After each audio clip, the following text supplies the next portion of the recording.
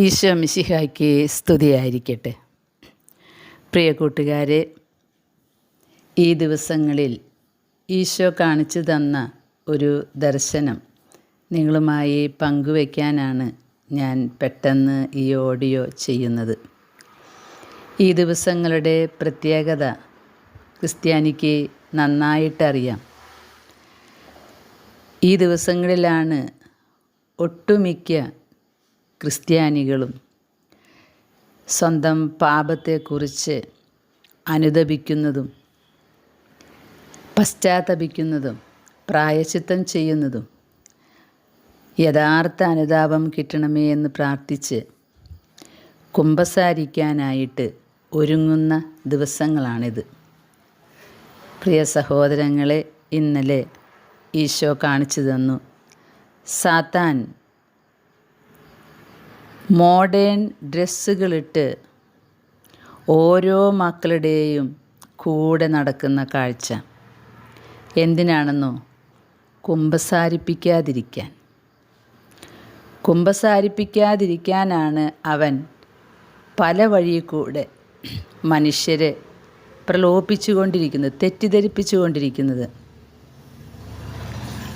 അവൻ്റെ ഏറ്റവും തിരക്ക് പിടിച്ച ദിവസങ്ങളാണ് ഈ തിങ്കൾ, ചൊവ്വ, ബുധൻ ദിവസങ്ങൾ. എല്ലാ പള്ളികളിലും വാർഷിക ധ്യാനം നടക്കുന്നു.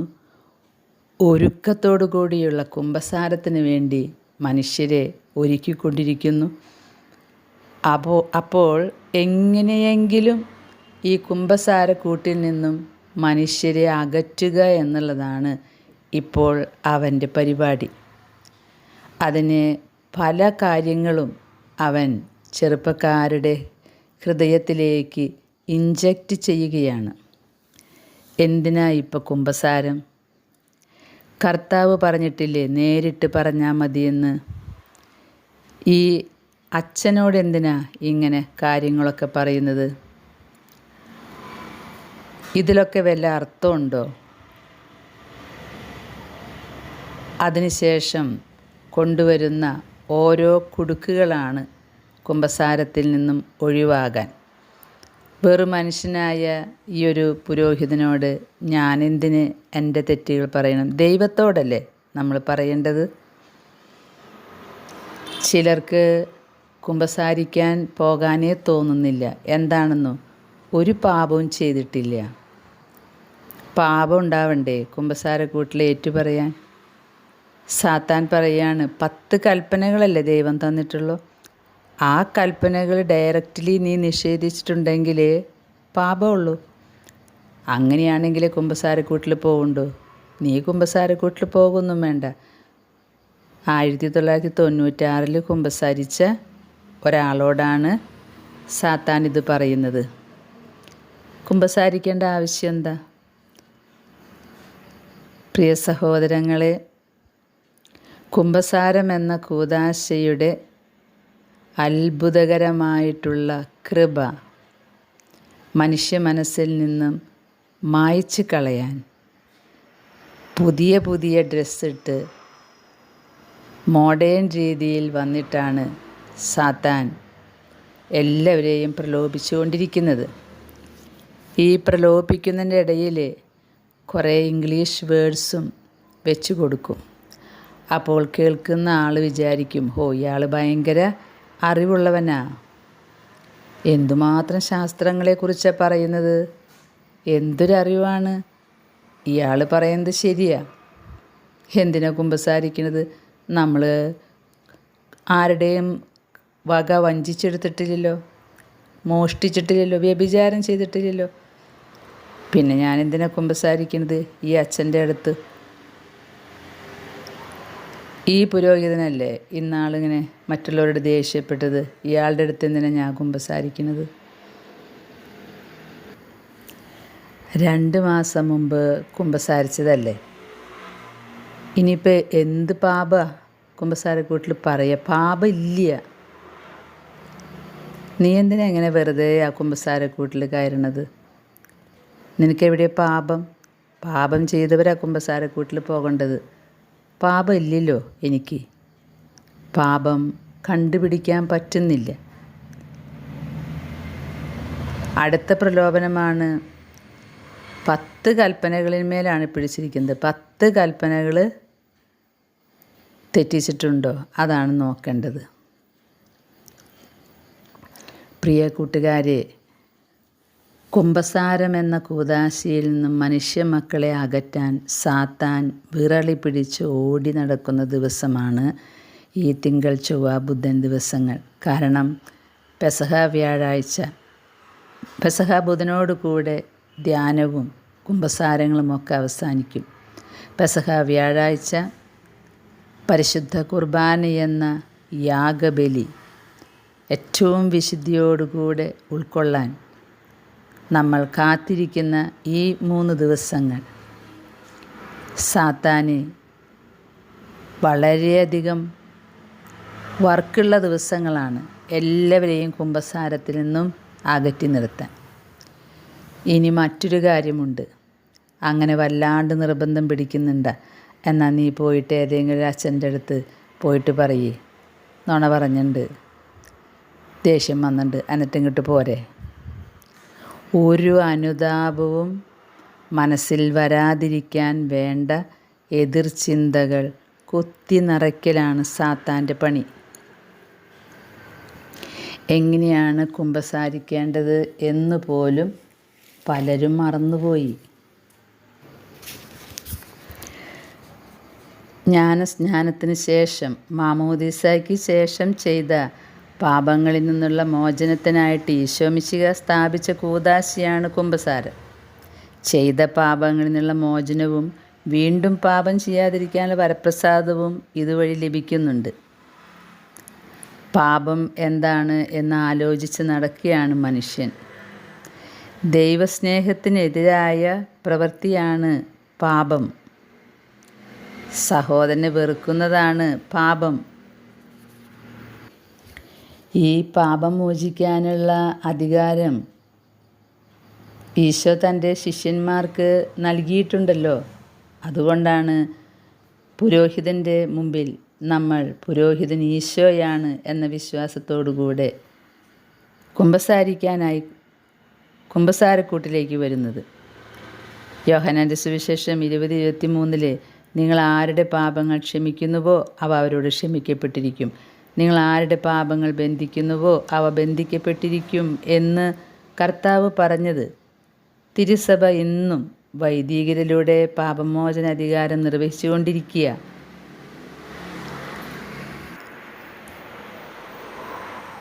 പ്രിയ കൂട്ടുകാരെ, 1 കൊറിന്തോസ് 11 ഇങ്ങനെ എഴുതി വച്ചിട്ടുണ്ട്, ആരെങ്കിലും അയോഗ്യതയോടെ കർത്താവിൻ്റെ അപ്പം ഭക്ഷിക്കുകയും പാത്രത്തിൽ നിന്ന് പാനം ചെയ്യുകയും ചെയ്താൽ അവർ കർത്താവിൻ്റെ ശരീരത്തിനും രക്തത്തിനുമെതിരെ തെറ്റ് ചെയ്യുകയാണ്.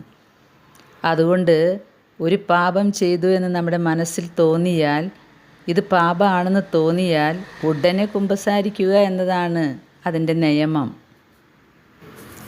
ശരിക്കും പറഞ്ഞാൽ ഇന്ന് എല്ലാവർക്കും കുമ്പസാരത്തിന് ഒരുങ്ങേണ്ടത് എങ്ങനെയാണെന്ന് അറിയില്ല.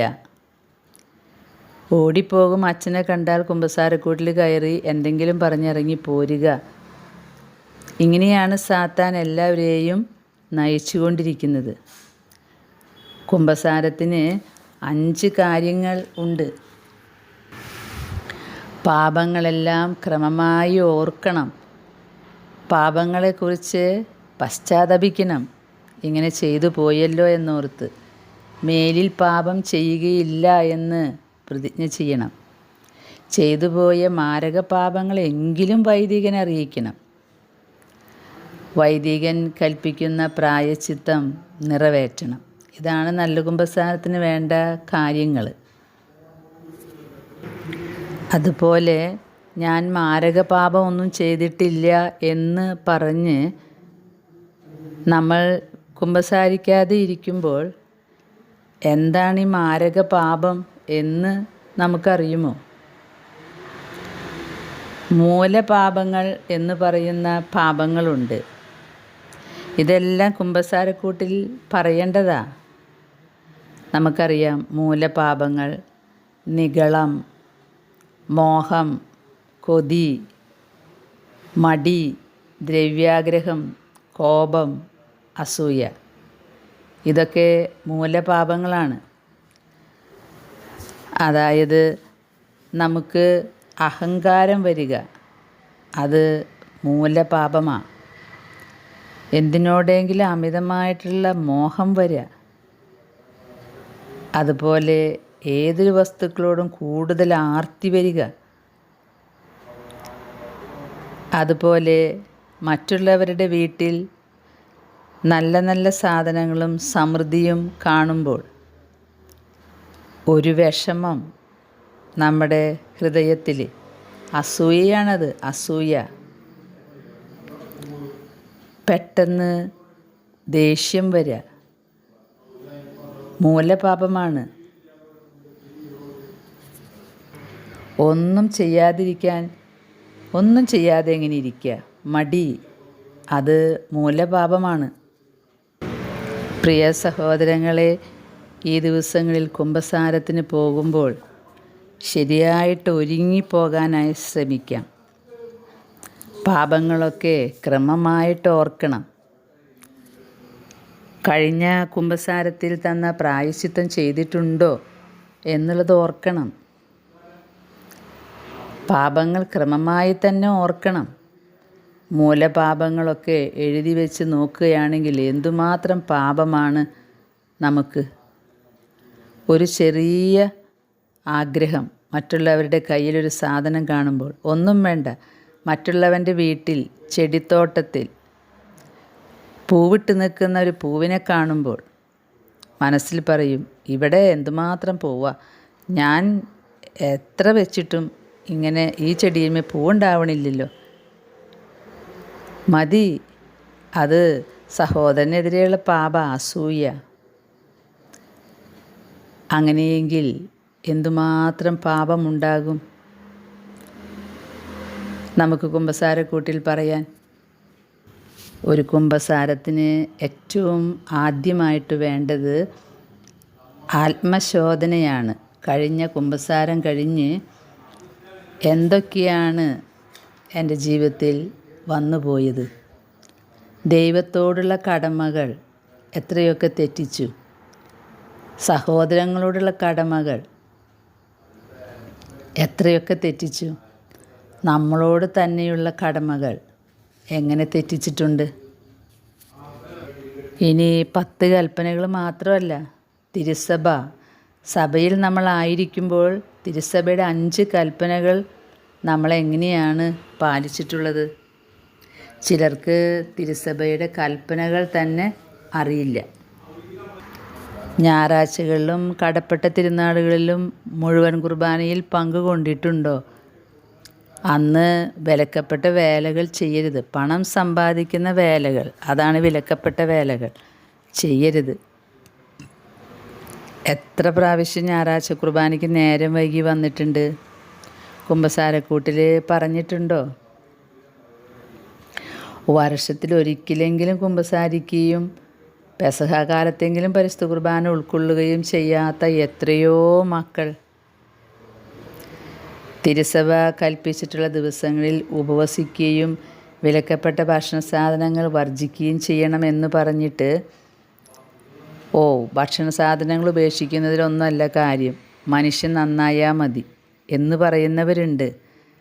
ഇവരുടെ ഭാഗത്ത് എന്താണ് അബദ്ധം വരുന്നതെന്നോ, മനുഷ്യരിട്ട് നന്നാവൂല്ല, എന്നാൽ ഭക്ഷണ സാധനങ്ങൾ ഉപേക്ഷിക്കില്ല. ഭക്ഷണ സാധനങ്ങൾ ഉപേക്ഷിക്കുന്നതിലല്ല വലിയ കാര്യം. ശരിയാണ്, മനുഷ്യർ പരസ്പരം സ്നേഹിച്ചാൽ മതി, മറ്റുള്ളവരുടെ തെറ്റുകൾ ക്ഷമിച്ചാൽ മതി. പക്ഷേ കുടുംബത്തിലുള്ളവരുടെ തെറ്റുകൾ ക്ഷമിക്കാനിട്ട് പറ്റുന്നില്ല. എന്നിട്ട് പറയും, മീനുമറിച്ച് ഉപേക്ഷിക്കുന്നതിലൊന്നല്ല കാര്യം, മനുഷ്യർ നന്നായാൽ മതിയെന്ന്. വിലക്കപ്പെട്ട കാലത്ത് വിവാഹം ആഘോഷിക്കുകയോ തിരുസഭ വിലക്കിയിരിക്കുന്ന ആളുകളുമായി വിവാഹം നടത്തുകയോ ചെയ്യരുതെന്നാണ് പറഞ്ഞിരിക്കുന്നത്. അന്യമതത്തിൽ നിന്നും വിവാഹം കഴിച്ചിട്ട് മാന്യമായിട്ട് കുർബാനയ്ക്ക് വരുന്നവരുണ്ട്, ചിന്തിക്കണം. അതുപോലെ ദേവാലയത്തിനും ദൈവശുശ്രൂഷകർക്കുമൊക്കെ കൊടുക്കേണ്ട കാര്യങ്ങൾ കൊടുത്തിട്ടുണ്ടോ എന്ന് നമ്മൾ നോക്കണം. എല്ലാവരും പറയും തമ്പുരാൻ തന്ന കൽപ്പനകളുണ്ട് 10 അത് മതി. അത് തന്നെയാണ് ഇത്. എല്ലാത്തിലുപരിയായി ദൈവത്തെ സ്നേഹിക്കണം, തന്നെപ്പോലെ തന്നെ മറ്റുള്ളവരെ സ്നേഹിക്കണം എന്നാണ് പറഞ്ഞിരിക്കുന്നത്.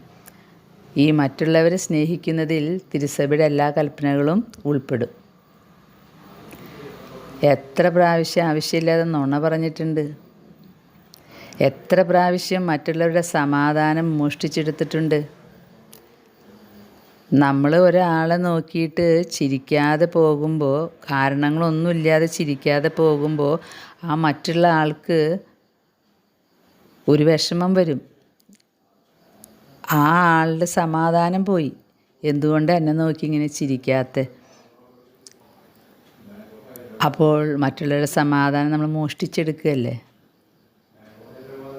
വ്യഭിചാരം ചെയ്യരുതെന്ന് പറഞ്ഞിട്ടുണ്ട്. പക്ഷേ കർത്താവ് പറയുന്ന ആസക്തിയോടെ സ്ത്രീയെ നോക്കിയാൽ മതി. അങ്ങനെയാണെങ്കിൽ അതെത്ര പ്രാവശ്യം ഏറ്റു പറയണം? ഈ സ്ത്രീയോ മറ്റുള്ളവർക്ക് ഉതപ്പുണ്ടാകുന്ന രീതിയിൽ വസ്ത്രധാരണം നടത്തിയിട്ട് ഞാനൊന്നും അറിഞ്ഞില്ലേ എന്ന് മട്ടിൽ നിൽക്കുമ്പോൾ ഇത് എൻ്റെ പാപമാണെന്ന് തിരിച്ചറിയാതെ പോകുന്നത് എത്ര കഷ്ടം. അന്യൻ്റെ വസ്തുക്കൾ ആഗ്രഹിക്കരുതെന്നാണ് പറഞ്ഞിരിക്കണേ. എവിടെ എനിക്കില്ലാത്തത് കാണുന്നു അത് അപ്പോൾ തന്നെ വാങ്ങണമെന്നല്ലേ ചിന്ത. പ്രിയ സഹോദരങ്ങളെ, ഈ 3 ദിവസവും നമ്മൾ ശക്തമായി പ്രാർത്ഥിക്കേണ്ടിയിരിക്കുന്നു. സാത്താൻ എല്ലാ മനുഷ്യരുടെ ഇടയിലും തെറ്റായ ചിന്തകൾ കൊടുത്ത് കുമ്പസാരത്തിൽ നിന്ന് ഒഴിവാക്കുകയാണ്. നമുക്ക് ജപമാല കയ്യിലെടുക്കാം. കുമ്പസാരക്കൂട്ടിലേക്ക് പോകുന്ന ഈ 3 ദിവസങ്ങളിൽ എല്ലാ പള്ളികളെയും നമ്മുടെ മനസ്സിൽ കാണാം. കുമ്പസാരക്കൂട്ടിലേക്ക് വരുന്ന ഓരോ മക്കളെയും ഓരോ നന്മ നിറഞ്ഞ മറിയമേ എന്ന ജപം ചൊല്ലി പരിശുദ്ധ അമ്മയുടെ വിമല ഹൃദയത്തിലേക്ക് കാഴ്ചവെക്കാം. സിസ്റ്റർ നത്താലിയായോട് കർത്താവ് പറഞ്ഞു, എൻ്റെ അമ്മയെ ധ്യാനിച്ച് നിങ്ങൾ ഒരു നന്മ നിറഞ്ഞ മറിയമേ ചൊല്ലുമ്പോൾ ഒരു പാപിയുടെ ഹൃദയത്തിൽ ഞാൻ ഒരു തുള്ളി രക്തം വീഴ്ത്തും. ഈ ഒരു സന്ദേശം മനസ്സിൽ ഏറ്റുപറഞ്ഞുകൊണ്ട് നമുക്ക് ജപമാല എന്ന ആയുധമെടുക്കാം. കരുണക്കൊന്ത ചെല്ലാം. ഇന്ന് ലോകം മുഴുവനുമുള്ള കുമ്പസാര കൂടുകളിലേക്ക് ഓടിയെത്തുന്ന മനുഷ്യരെ സംരക്ഷിക്കണമേ എന്ന് പറഞ്ഞ് അവരുടെ ചുറ്റും നിൽക്കുന്ന പൈശാചിക രൂപികളെ വെട്ടിവീഴ്ത്താൻ നന്മ നിറഞ്ഞ മറിയമേ എന്ന ദൈവവചനം ആയുധമായിട്ട് ഉപയോഗിക്കാം. നന്നായി ഒരുങ്ങി കുമ്പസാരിക്കാനായിട്ട് എല്ലാവർക്കും പ്രചോദനം കൊടുക്കണമേ എന്ന് നമുക്ക് പ്രാർത്ഥിക്കാം. കുമ്പസാരക്കൂട്ടിൽ കയറിയിട്ട് 1 or 2 പാപം പറഞ്ഞിറങ്ങിപ്പോരാതെ എല്ലാ പാപങ്ങളും മടികൂടാതെ ഏറ്റുപറയുവാൻ, ഇത് ഈശോയുടെ മുമ്പിലാണ് എന്ന് വിശ്വസിച്ച് മടികൂടാതെ ഏറ്റുപറയുവാൻ, നമ്മുടെ പ്രായവും സ്ഥാനവുമൊക്കെ പറഞ്ഞ് പാപത്തിൻ്റെ ഗൗരവം കുമ്പസാരക്കാരന് മനസ്സിലാകുന്ന രീതിയിൽ, എന്നാൽ തെറ്റ് ചെയ്ത വ്യഭിചാരം എന്നിങ്ങനെയുള്ള കാര്യങ്ങൾ ഒരിക്കലും എക്സ്പ്ലെയിൻ ചെയ്യേണ്ട കാര്യവുമില്ല.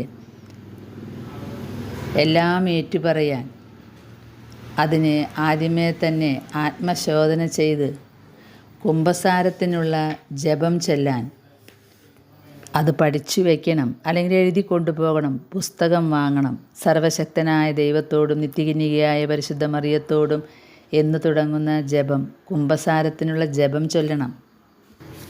അവസാനത്തെ കുമ്പസാരം കഴിഞ്ഞ് എത്ര നാളായിട്ടുണ്ട്? യോഗ്യതയില്ലാതെ പരിശുദ്ധ കുർബാന സ്വീകരിച്ചിട്ടുണ്ടോ? മുമ്പത്തെ കുമ്പസാരങ്ങളിൽ ഏതെങ്കിലും ഗൗരവമായ പാപം മറച്ചു വെച്ചിട്ടുണ്ടോ? തുടർച്ചയായിട്ട് ഏതെങ്കിലും ഒരു പാപം ചെയ്തുകൊണ്ടിരിക്കുന്നുണ്ടോ? പ്രിയ സഹോദരങ്ങളെ, ഇതെല്ലാം നമ്മൾ ഓർത്തിരിക്കേണ്ടതാണ്. പല വിചാരത്തോടെ പ്രാർത്ഥന ചൊല്ലിയിട്ടുണ്ടെങ്കിൽ, അതുപോലെ പുരോഹിതരെയും കന്യാസ്ത്രീകളെയും കുറ്റം പറഞ്ഞിട്ടുണ്ടെങ്കിൽ,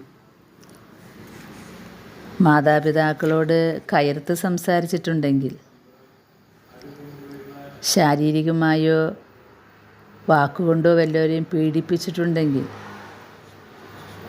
ആത്മഹത്യയെക്കുറിച്ച് ചിന്തിച്ചിട്ടുണ്ടെങ്കിൽ, എന്തൊക്കെ കാര്യങ്ങളാണ് നമുക്ക് ഓർക്കാൻ കിടക്കുന്നത്. പ്രിയ കൂട്ടുകാരെ, ഈ തവണ കുമ്പസാരിക്കാനായിട്ട് വരുമ്പോൾ എല്ലാ പാപങ്ങളും ഓർത്ത് എഴുതി വയ്ക്കാം. പരിശുദ്ധാത്മാവിനെതിരായിട്ടുള്ള പാപങ്ങൾ ചെയ്തിട്ടുണ്ടോ? എന്തൊക്കെ ചെയ്താലും സ്വർഗം കിട്ടില്ല. അത് പരിശുദ്ധാത്മാവിൻ്റെ പാപ. സൽപ്രവൃത്തികളൊന്നും ചെയ്യണ്ട, സ്വർഗം കിട്ടും. അതും പരിശുദ്ധാത്മാവിനെതിരായ പാപ. അറിഞ്ഞുകൊണ്ട് സത്യത്തെ നിഷേധിക്കുന്നത്.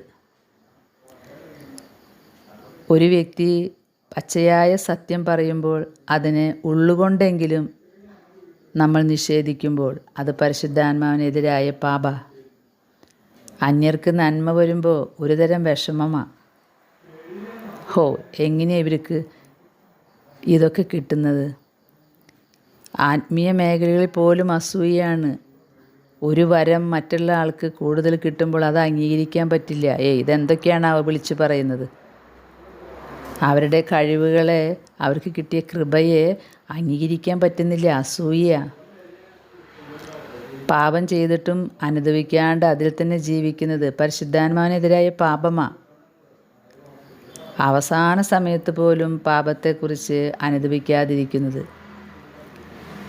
പ്രിയ കൂട്ടുകാരെ, ഇതൊക്കെ ഈ കുമ്പസാര അവസരങ്ങളിൽ, ഈ പെസഹ കാലത്ത് നമ്മൾ ഓർക്കേണ്ടതാണ്.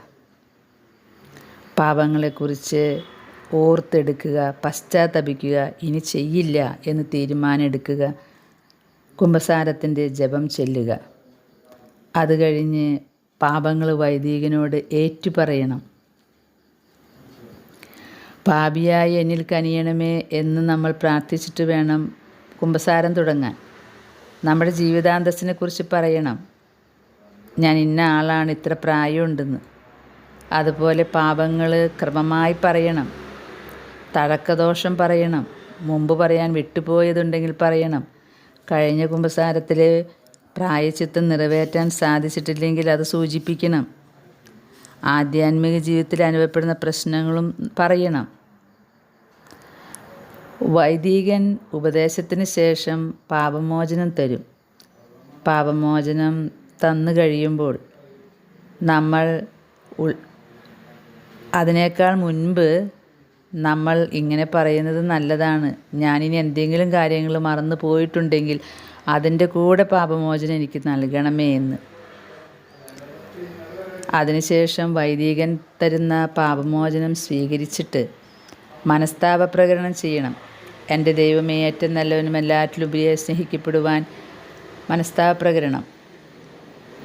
പിന്നീട് വൈദികന് നന്ദി പറയണം, ദൈവത്തിനും നന്ദി പറയണം. പരിശുദ്ധ അമ്മയുടെ മാധ്യസ്ഥ അപേക്ഷിച്ച് വൈദികൻ കൽപ്പിച്ച് പ്രായശ്ചിത്തം ചെയ്യണം. പ്രിയ സഹോദരങ്ങളെ, ഈ കഴിഞ്ഞ ദിവസങ്ങളിൽ ഈശോ കാണിച്ചു തന്ന ദർശനം, സകല മനുഷ്യരുടെയും ചുറ്റും ഇപ്പോൾ സാത്താൻ നിൽക്കുകയാണ്. പലതരം കാരണങ്ങളുണ്ടാക്കി കുമ്പസാരിപ്പിക്കാതിരിക്കാൻ. കാരണം കുമ്പസാരിച്ചാൽ അവൻ്റെ രാജ്യത്തിലേക്ക് ആത്മാക്കളെ കിട്ടില്ല. നമ്മൾ ഈ 3 ദിവസം വേറെ ഒന്നിനും വേണ്ടി പ്രാർത്ഥിക്കേണ്ട സഹോദരങ്ങളെ. നമ്മൾക്ക് കുമ്പസാരിക്കാൻ പോകുന്ന ആളുകളെ സംരക്ഷിക്കണമേ എന്ന് പറഞ്ഞ് പ്രാർത്ഥിക്കാം. ജപമാല കയ്യിലെടുത്ത് വളരെ ശക്തമായി തന്നെ പ്രാർത്ഥിക്കണം. പെസഹ ബുധനാഴ്ച അവസാനിക്കുന്നത് വരെ അനേകം മക്കൾ കുമ്പസാരക്കൂട്ടിലേക്ക് വന്ന യഥാർത്ഥ അനുതാപത്തോടെ കുമ്പസാരിക്കട്ടെ. അങ്ങനെ ഈശോയുടെ രാജ്യത്തിലേക്ക് ആത്മാക്കളെ നമുക്ക് നേടിയെടുക്കാം. അനുതപിക്കുന്ന പാപിയെ ഓർത്ത് സ്വർഗം എന്തുമാത്രമാണ് സന്തോഷിക്കുക. നമ്മുടെ കുടുംബത്ത് കുമ്പസാരിക്കാത്തവരെ ഓർത്ത് നിങ്ങളിപ്പോൾ തന്നെ ജപമാല കയ്യിലെടുക്കണം. എന്നിട്ട് ശക്തമായി പ്രാർത്ഥിക്കണം അവർക്ക് വേണ്ടി. ദൈവം നമ്മുടെ പ്രാർത്ഥന കേൾക്കും. അനേകം മക്കളെ ഈ 3 ദിവസം കൊണ്ട് അനുതാപത്തിലേക്ക് കൊണ്ടുവരാൻ നമുക്ക് ശ്രമിക്കാം. ദൈവം നമ്മെ ഓരോരുത്തരെയും അതിനായിട്ട് ശക്തിപ്പെടുത്തട്ടെ. പ്രിയ കൂട്ടുകാരെ, ഇത് ഇന്നലെ തന്ന ദർശനമാണ്. ഈ സാത്താൻ മോഡേൺ ഡ്രസ്സിട്ട് മനുഷ്യരുടെ മുമ്പിൽ നടക്കുന്നത്. സത്യത്തിൽ എനിക്ക് മനസ്സിലായില്ല ഇത് ആരാണെന്ന്. സാത്താനാണ്.